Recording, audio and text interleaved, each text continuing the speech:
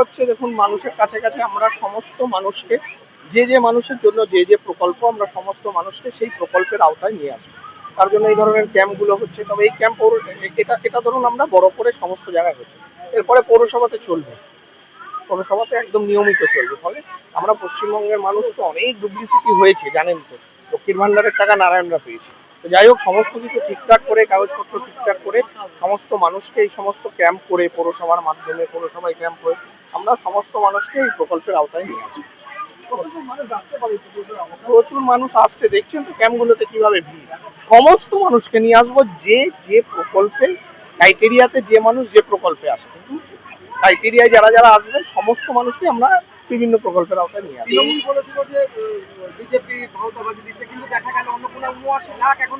আর বলার দরকার আছে তৃণমূল সম্পর্কে? এখন তো তৃণমূল আমাদের ওই, এখন তো প্রধান বিরোধী দল আবার ওটা বোধ হয় ওই যে এনসিপিআই। তো এখন তো আর তৃণমূল নিয়ে বললে হবে না, এখন তো ওদের নিয়ে বলতে হবে। কেন্দ্রীয় সরকারি প্রকল্পগুলোকে কিভাবে দেখছেন? কেন্দ্র সরকারের দেখুন এই যে অন্নপূর্ণা, আপনার আয়ুষ্মান ভারত, বিশ্বকর্মা যোজনা, এগুলো আসতে দিত না, করতে দিত না। অথচ এগুলো তো সরকারের টাকা, মানুষ কেন পাবে না সরকারি টাকা? সরকারি টাকায় মানুষ পাবে, সরকারের টাকা মানুষের কাছে আসতে দিত না, এরা এইগুলো করতো। আজকে গেছিলাম একটা স্কুলে, কত অসভ্য এরা দেখুন। হালিশহর হাই স্কুলে গেছিলাম, সেখানে এমপি ল্যাটের একটা টাকা ছিল অর্জুন সিং এর, সেই বোর্ডটা খুলিয়ে দিয়েছে। এত বড় অসভ্য। কিন্তু ওইখানেই আমি দেখলাম একটা বোর্ড লাগানো আছে, সুবোধ অধিকারী উদ্বোধন করেছে, আমি কিন্তু খুলিনি, উল্টে বলেছি না কেন খোলা হবে, উনি বিধায়ক থাকার কালীন উনি দিয়েছেন, ফলে ওনার বোর্ডটা আমি খুলে নেবো। কিন্তু ওরা এই অসভ্যতা বিগুলো করেছে। এবার মুশকিল হচ্ছে এদের আর কত অসভ্যতামির কথা বলবো। ও কথা বলতে গেলে তো মানে বসে বসে ঘন্টার পর ঘন্টা কেটে যাবে। তার থেকে আমরা নতুন কিছু দেখাই, যে কালচার চলছিল সেটা থেকে বেরিয়ে এসে আমরা নতুন কিছু দেখাই।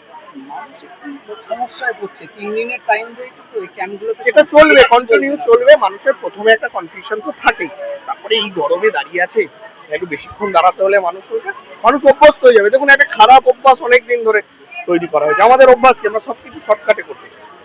আপনি এই লাইনে যদি কথার কথা 4টে দালাল রাখেন যে একটু আগে লাইন করে দেবো, মানুষ বলে হ্যাঁ 50 টাকা দিচ্ছে, আমার লাইনটা একটু আগে করে দেবো। আমরা অভ্যস্ত হয়ে গেছি, আমিও তাই খুঁজি। আমাদের এই অভ্যাসটা সময়ের সাথে সাথে, পরিস্থিতির সাথে সাথে পাল্টাবে, আমরা চেঞ্জ করবো নিজেদের, আমরা বদলাবো, তবে তো দেশ বদলাবে।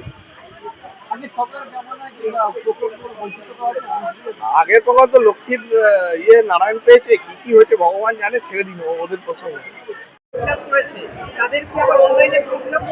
না, যারা অলরেডি আমাদের অফিসে যাদের ফর্ম জমা পড়ে গেছে এবং 3 তারিখ পর্যন্ত যারা জমা দিয়েছে, তাদের আর কোনো ফর্ম ফিল আপ করতে হবে না। ওগুলো আমরাই এন্ট্রি করে পৌরসভা থেকে এন্ট্রি করবো, ঠিক আছে? তাদের কিচ্ছু করতে হবে না।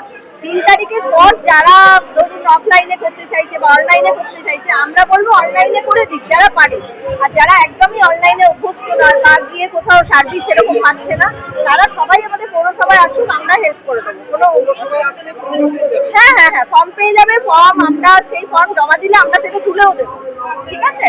আর যারা এই ধরনের যদি কোশ্চেন থাকে, যারা ধরুন এটা আমাদের এখানেও আসছে যে অনেকে বলছে যে আমরা কি ফর্ম জমা দিয়েছি, আমরা কি টাকা পাবো, যেগুলো আমাদের অফিসে জমা পড়েছে অলরেডি, সেগুলো কিন্তু তারা টাকা পেয়ে যাবে সামনের মাস থেকে। আর যারা পেয়েছে অলরেডি তারাও পাবে, টাকা পাবে। হ্যাঁ, টাকা পাওয়ার কোনো অসুবিধা থাকবে না। আয়ুষ্মান ভারত এটা কোথা থেকে করা হচ্ছে? এখানে আমাদের ক্যাম্পেই, এখানে সামনে একটি হেলথ সেন্টারে হচ্ছে। হ্যাঁ, জনকল্যাণ